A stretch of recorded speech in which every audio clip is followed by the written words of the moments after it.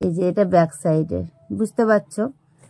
আর একটা ছোট্টসা, এটা কি বলো, এই দেখো, তোমাদের তো এর আগে বলেছি এগুলো আমার কাছে অনেক হয়ে গেছে, অনেক। এই দেখো আবার, আর এটাই কি আছে চলো দেখি।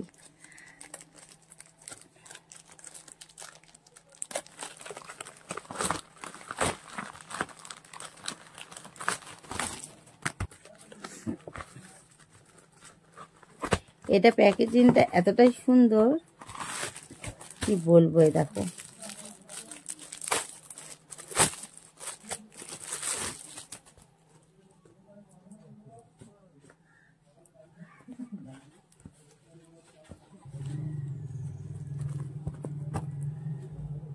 ড্রেস, এইটুকু ড্রেস কি করে পরবো বন্ধুরা?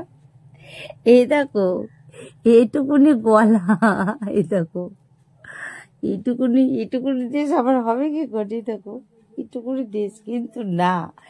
এই দেখো এরকম পরলে জাস্ট টান টান হয়ে যাবে।